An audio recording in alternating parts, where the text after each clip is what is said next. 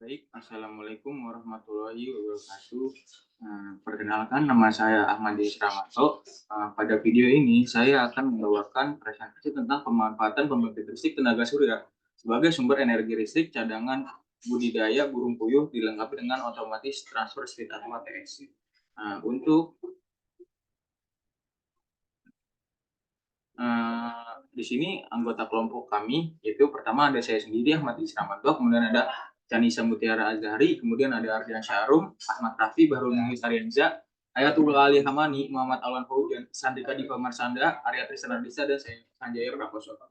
Kemudian untuk sebelum kita masuk ke pembahasan, kita untuk mengetahui lebih dulu apa sih itu PLTS. Nah, PLTS ini adalah sistem yang menggunakan energi matahari untuk menghasilkan listrik. Sistem ini terdiri dari panel surya yang menangkap energi matahari dan mengkonversi energi matahari tersebut menjadi energi listrik melalui proses fotovoltaik atau solar thermal. Kemudian, bagaimana sih cara kerja rangkaian PLTS ini? Jadi, cara kerja rangkaian PLTS ini pertama sinar matahari, itu masuk ke panel surya tersebut. Nah, kemudian dari panel surya tersebut, kita si panel surya tersebut mengkonversi energi matahari tersebut menjadi energi listrik, kemudian diarahkan ke SCC itu solar charger system untuk disesuaikan tegangannya untuk masuk ke baterai. Nah, setelah masuk ke baterai, pada sistem ini kemudian diubah ke arus AC, yaitu menggunakan inverter. Nah, setelah keluar dari inverter ini, maka akan dihibridkan dengan listrik PLN. Kita bisa lihat untuk cara kerja rangkaian ATS ini pada slide selanjutnya. Nah, kemudian seperti ini hybrid PLTS yang digunakan pada sistem tersebut, yaitu panel surya, kemudian ke solar charger system, kemudian ke baterai untuk ditampung terlebih dahulu, kemudian ke inverter. Inverter ini gunanya untuk mengubah arus DC to AC. Nah, kemudian ke ATS. Nah, ini diswitchkan dengan arus PLN dan bisa terhubung ke beban. Nah, untuk ATS sendiri, maka kita akan menjelaskannya pada slide selanjutnya. Nah, sebelum kita untuk menjelaskan ATS dulu, kita untuk mengetahui dahulu manfaat PLTS. Jadi manfaat PLTS yang pertama itu sumber energi terbarukan. Seperti yang kita ketahui, matahari itu akan terus memberikan cahaya setiap harinya. Kemudian jadi itu merupakan sumber energi yang sangat melimpah. Kemudian yang kedua itu mengurangi ketergantungan pada energi fosil. Nah, seperti yang kita ketahui, pada saat ini semua listrik itu menggunakan bukan semua listrik, maksudnya pada PLN ini pembangkit listrik pada PLTU ini menggunakan batu bara untuk menyalakan si generator ini dan berubah menjadi listrik. Nah, kemudian yang ketiga itu mengurangi emisi karbon. Emisi karbon sudah jelas dari hasil pembakaran tersebut maka akan menghasilkan emisi dan penghematan biaya operasional. Nah, sudah kita ketahui untuk operasional sebesar itu maka dibutuhkan juga biaya yang besar juga. Kemudian untuk perancangan sistem.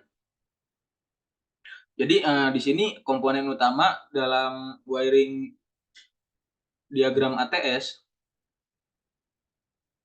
Jadi pada skema rangkaian PLTS dapat diketahui nih bahwa sumber energi listrik dapat digunakan dari dua sumber. Nah, itu sumber utama digunakan untuk dari PLN dan kedua itu dari PLTS ini.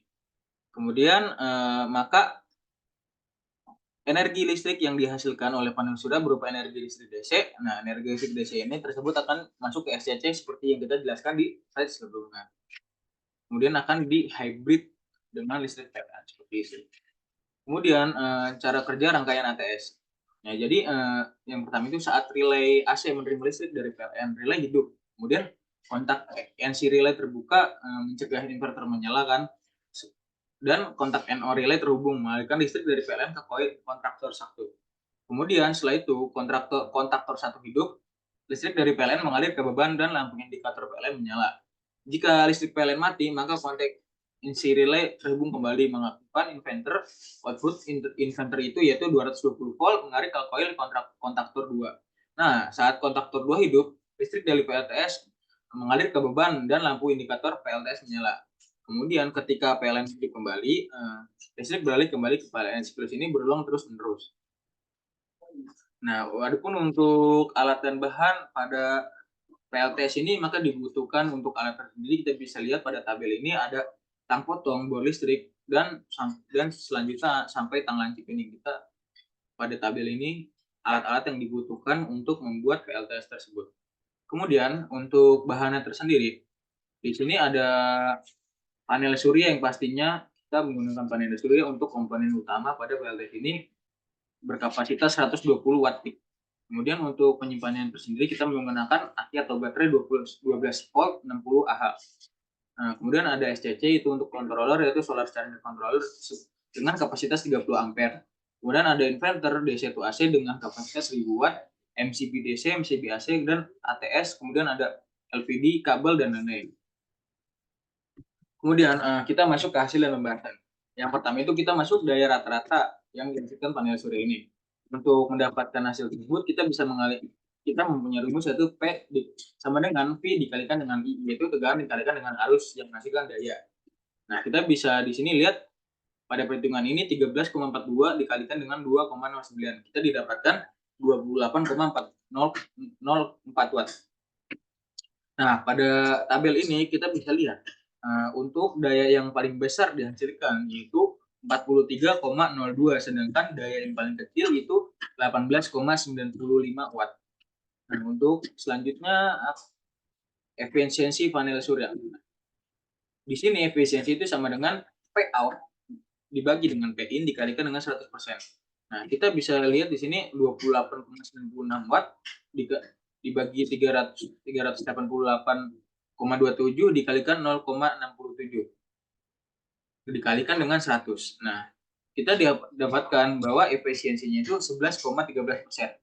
Nah, untuk efisiensi tertinggi yaitu kita dapatkan pada hari kedua, yaitu dengan efisiensi 11,61%. Sedangkan efisiensi paling terendah itu pada hari ketiga itu 8,88%. Kemudian untuk rata-rata pada beban, daya rata-rata pada beban, kita dapat menghitungnya dengan cos P sama dengan P dikalikan P dibagi dengan P dikalikan I. Nah, kita bisa lihat hasilnya di sini menghasilkan 0,99. Nah, kemudian untuk P rata-rata ini kita mengalihkan P dikalikan I dan dikalikan dengan cos P. Kita dapat hasil yaitu 17,86 watt. Nah, kemudian kita di sini didapatkan tabel daya rata-rata beban. Di sini kita lihat pada beban pada tegangan tersebut kita dapat menyimpulkan bahwa di sini pada yang tabel nomor ini kita mendapatkan watt 207,99 watt. Kemudian penggunaan aki. Nah, untuk menghitung kapasitas aki didapatkan yaitu kapasitas aki rumusnya itu total kebutuhan energi WH, yaitu satuannya WH, kemudian tegangan sistem satuannya volt. Nah, di sini kita dapatkan dengan angka sekian, kemudian didapatkan hasil 17,33 Ah. Nah, pada penelitian ini menggunakan kapasitas aki 60 Ah sehingga dapat dilakukan perhitungan sebagai berikut. Waktu pemakaian itu misalnya 60 Ah ini dibagikan dengan 17,33 Ah yaitu 3,46 jam.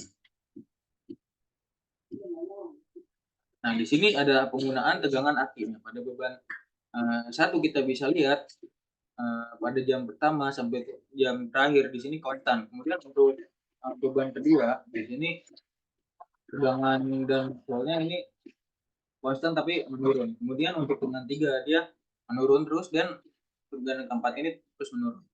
Beban keempat ini. Kemudian kita didapatkan dari hasil penelitian tersebut, maka yang pertama itu panel surya monokristalin berkapasitas 120 watt peak mampu menghasilkan daya puncak yang terukur sebesar 73,8 watt. Nah, itu pada saat keadaan cuaca yang cerah. Beda lagi ketika musim hujan seperti ini, daya rata-rata yang dihasilkan panel surya itu bisa menurun. Nah, itu pada misalnya musim hujan itu didapatkan terbesar pada 43,2 watt dan terendahnya itu adalah 18,24 watt. Nah, daya yang dihasilkan panel surya tersebut sudah dapat digunakan untuk pengisian aki. Kemudian untuk ATS tersendiri mampu bekerja dengan baik dengan memindahkan sumber listrik dari PLN ke PLTS secara otomatis dengan waktu perpindahan yaitu ini sangat singkat, yaitu hanya sekitar 1 detik. Nah, ATS ini sangat penting digunakan untuk eh, jika sewaktu-waktu terjadi masalah yang tidak diketahui pada sumber listrik PLN, maka ATS memindahkan sumber PLN ke sumber listrik cadangan secara otomatis. Kemudian panel surya jenis monokristalin ini dengan kapasitas 120 watt peak ini memiliki efisiensi rata-rata yaitu 10,31%. Nah, hal itu disebabkan oleh beberapa faktor. Nah, seperti intensitas cahaya matahari, kondisi sel-sel yang terdapat pada panel surya itu mengaruhi efisiensi penyerapan energi matahari tersebut. Sehingga untuk dikonversi menjadi energi listrik. Nah, nilai efisiensi tersebut didapatkan hanya bisa mengonversi 10,31% dari cahaya matahari yang masuk ke sel surya. Nah, ini efisiensi ini masih terbilang cukup kecil. Nah, kemudian ada low voltage disconnect. Nah, jadi